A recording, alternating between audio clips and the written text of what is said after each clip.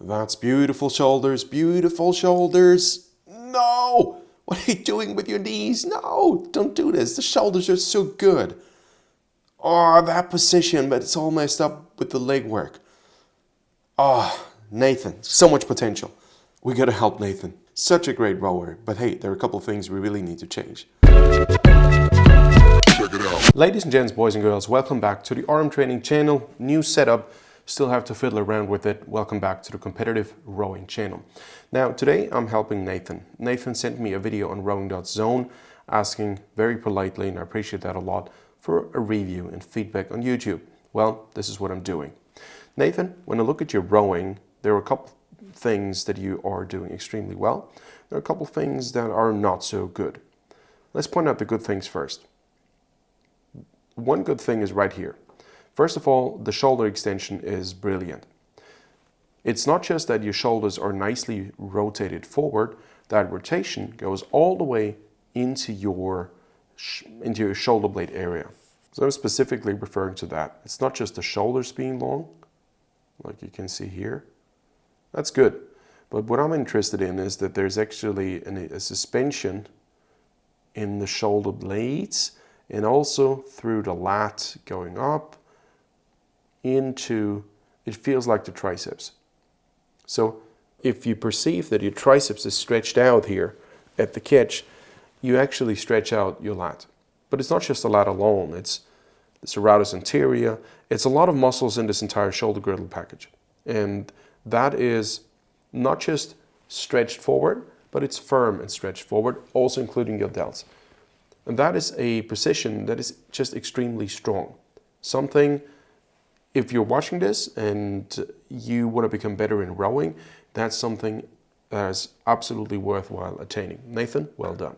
What else is excellent is that you're able to increase that suspension once you find connection. So the catch itself is actually a two-part phase. The first part is starting the turnaround motion at the catch, going from forward to backward. And then there's the connection that happens a bit later. There's a gap in between that needs to be bridged. And most people actually mess up their shoulder and arm position the moment they find connection. So looking for connection, finding connection. If I played frame by frame, try to go forward, you can actually see the shoulders moving. And that's something my team as well, Team Aram training, if you watch that. See how Nathan brings his shoulders almost up a tiny bit and going up, going up. That is not wrong. That is actually quite right. This is really good. Because this allows Nathan to get this stretch into the entire back. Some people may say, hey, here, shouldn't that be perfectly straight? In my humble opinion, no. I like to have a bit of a bend here. And I do not think that this is an issue from a medical point of view. If anybody else has a different opinion or knowledge, please put it in the comments below. I'm very curious to learn. The position, Nathan, of your shoulders is really good because you're now able to suspend your entire body weight here. And here there's no weak link in between. You have to picture it that way. Let's imagine a chain consisting of various links. Let's say we have a 3-link chain. And now these chain links are all pretty much connected in such a way that when I start to pull here, this will move immediately as well. What if the chain links are not connected? Say a long chain and they are loosely connected, but if you start to pull on the last link now, this would not start to move immediately as well. And what I'm looking for is to have these chain links lengthen out. In our case, in rowing, I want to lengthen out the muscle chains, and there's definitely a muscle chain being lengthened out, pretty much docking right at the center of Nathan's body weight. Can't be any better. Shoulder position wise, that is quite spectacular. Even for elite level and professional level, this is very, very good. Okay, so much to praise. Now, the stuff we need to work on. So, When you row, you see that there's a dip forward, and then the upper body has a tendency to go up a bit, and you compensate for that by shooting the slide. So your seat goes out quite a bit before you find connection. I'm specifically referring to the position now. If you check the upper body angle, when I will move forward a frame, that angle will change. It will go that way. To a certain degree this is necessary, but in your case it's too much. Why is it too much? Because this is an unnecessary motion going into the catch and out of the catch. I wouldn't want to change my upper body position so much. The less you have to change at the catch, the more effective you're going to be. Let's play this frame by frame and look at it. So now you do the dip forward, and now you change your upper body angle. Now you do the dip forward, change your upper body angle with the beginning of the drive. Let's remove my drawing and play this once more. Start the leg drive, shoot the slides. Some of you may look at that and say, hey, what's going on? I mean, this is really good. What is there to argue about? You're right, it's very good. But Nathan wants to become better. And I coach a lot of elite level athletes, so we always want to make the next step. What is it where we can improve? And that's certainly one. Now, the question is, how do you avoid that? And the solution to that starts right here. When you're at the finish, look at that. You lean back as a lot. Now, some coaches or some athletes may say, okay, just don't lean back as much. Probably not a good idea to start there, because the lean back is quite effective. It's a very important means of moving the boat effectively. So I wouldn't want to limit that artificially. First, I would like to change the way you do the recovery. And that actually goes hand in hand with an initial temporary lean back limit. Let's put it that way. And later on, I want to come back with the lean back and see how much actually makes sense. Now, by the way, if you want to know how much to lean back, there is a video that is linked right here. So in order to solve that, I suggest to do the following thing. Try to be more upright, almost upright as his dad, just for the beginning of a session. Let's say for the first 2 or 3 kilometers. What this will do is it would help you to increase the timing, the efficiency of the timing of the early stages of the recovery. So at that stage, your hands should still be close to your body. The most important cue for you is to watch your knees. Try to hold the knees down until you were able to complete a rock over with your pelvis. So don't focus on your shoulders going forward. At that stage, I would keep my arms a bit more bent than they are right now. And I would try to focus on my pelvis going forward. So essentially, I would like to do that. It's going up and forward. I hope this makes sense. It's not about bringing the shoulder girdle forward. It's about rotating up and forward. And if the hip joint is not fixed by the legs, it's very difficult for the pelvis to rock forward. And that's exactly your issue, Nathan.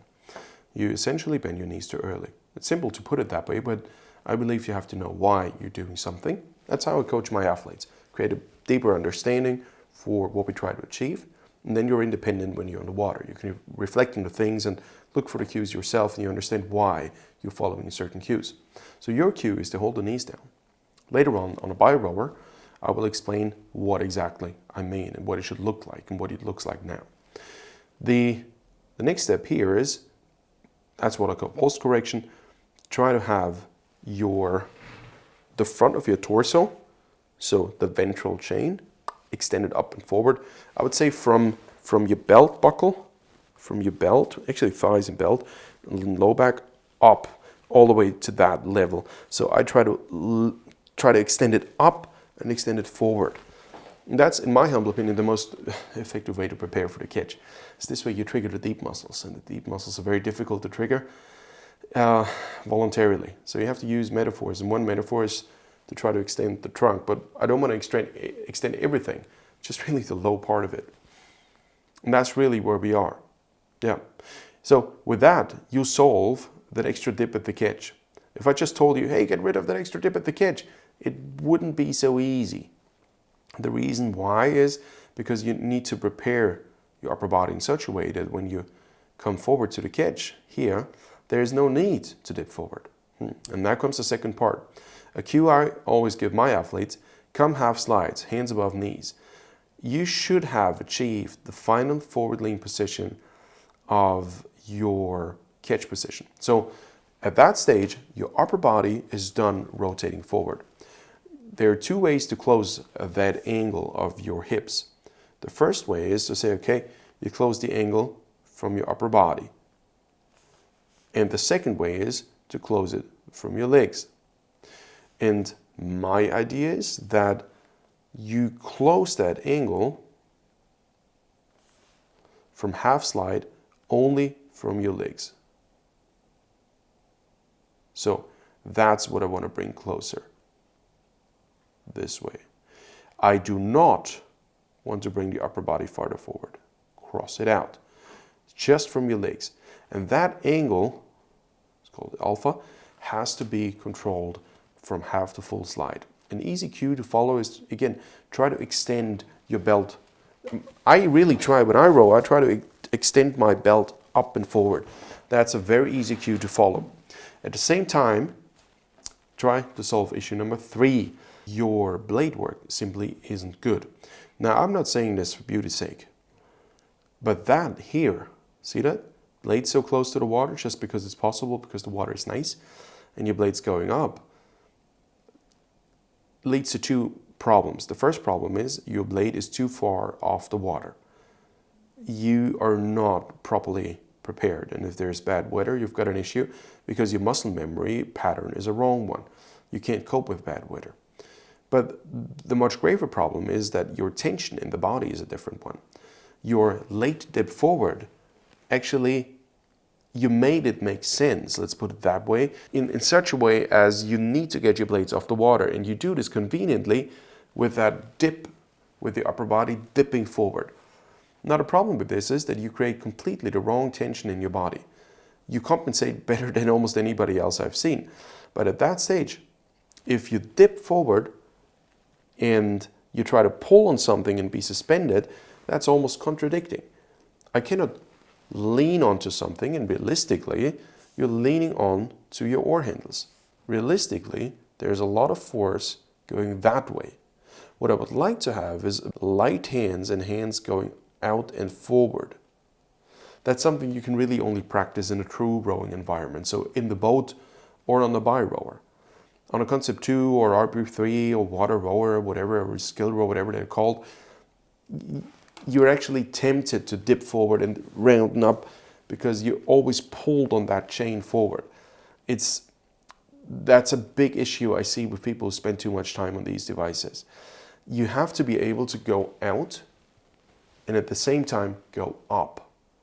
And that going out and up paves the way for having a much quicker connection.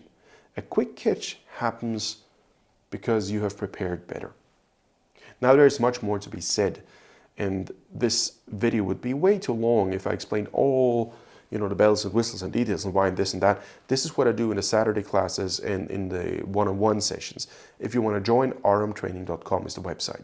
Now I will hop on a Biorower Pro, Nathan, and show you as a quick recap what you're doing right now and what I would like you to change. All right, Nathan. So on the Biorower Pro, let me explain what I mean.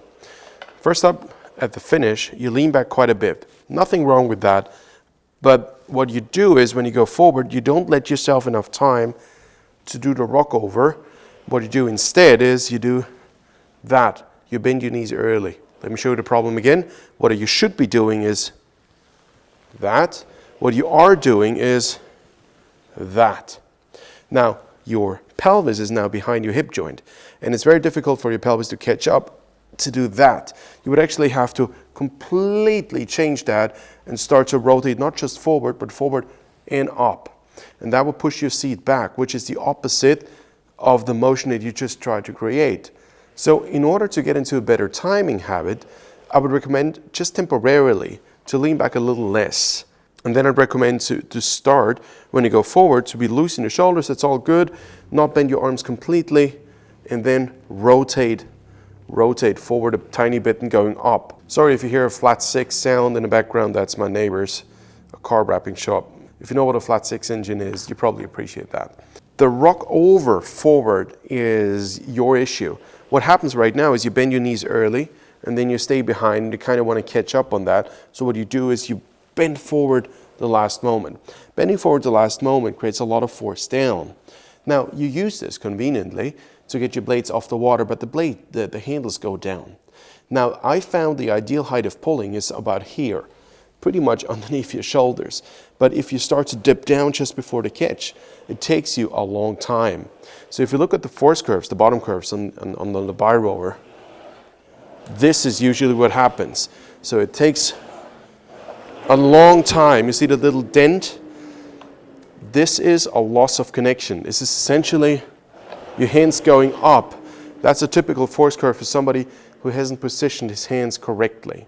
Let me row the way you are rowing. Of course, exaggerated. So bend your knees early, forward the last moment, shoot the slides, too much lean back. Forward, bend your knees early, dip forward, shoot the slides are correct, lean forward too much. A lot of people correct that mistake in a different way. If you bend your knees early, dip forward, a lot of people correct it that way because the last thing you did was go forward, so the first thing you do is go up. Apparently, you've been coached not to use the upper body too early, but you gotta compensate somehow. So instead of doing that, you do this, exaggeratingly, of course, here. Solution, at the finish, sit up, abs out. Not shoulders back, abs out. Rather firm quads. Loose arms forward. Try to rock over with your pelvis going up. Remain in control. Long ventral chain, long back. From half slide on to full slide. Don't change your upper body angle. Only change the angle from your legs. That way. And then you will have an immediate force pickup. You see this right now? My force curves, they're picking up immediately. That's where we want to go. On the blade work side, of course you can't tap down all the way here. There's not enough space. So you want to rotate, you want to tap down, rotate, go forward, tap down a bit more, hold it, and towards the catch, you want to open up out. Instead of doing this, you want to do that, if that makes sense. All right. So essentially, I want you to do that. Control your knees, go up. Control your knees, go up.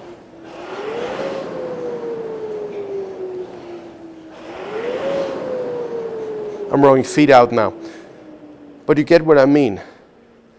That motion here is important. Nathan, there's much more to be said, but I think you know the cues and you know what to work on. With that being said, if you want to work with me, everybody, go to aramtraining.com. Join the Saturday Club. This is where I explain exactly, very precisely, that stuff. And it's not just about knowing it intellectually. It's about getting feedback when you're doing it right or not. The way it works is you put your phone with Zoom installed next to you right there, have a headset, and I coach you live every Saturday for 45 minutes. And if that's not enough, get on a training program with me so you get a full training plan. And some of the packages include one-on-one sessions. One one-on-one session per week, 2, 3. There are programs where there are 7 one-on-one sessions per week. It really depends on what you need. Maybe you need more for the beginning, use a power play, and then downgrade to something else later. If you want to learn more about this beauty here, this is a Biorower Pro, set to be unstable. It's got a 159.6 centimeter spread, which is adjustable. It's got 86 centimeter inboards, which I like. This is my personal favorite setup. You could also adjust that to 89 centimeters or less than that. It's variable. And the oar handles rotate. It's less than 90 degrees because that's exactly the handle motion. It's not 90 degrees for the hands. And of course, you can adjust the foot stretchers forward and backward, up and down. And you've got direct feedback from the strain gauges. So the data you see here is raw data. There's no algorithm. This is raw scientific grade data. Yeah, go to biorower.com to learn more. I'm looking forward to seeing your next video. Now I've got a question for you. Where is everybody coming from? Where are you watching this video from? I would love to learn from which country, from which city, or from which rowing club you are watching this video from. Let me know and I make a shout out next time to you. Thank you very much for liking and subscribing. It helps the algorithm understand that more people might be interested in these kind of technique videos to become more proficient rowers and simply enjoy the sport more. Have a very good day, enjoy your rowing sessions, go to aramtraining.com and I'll see you in the next video. Bye bye.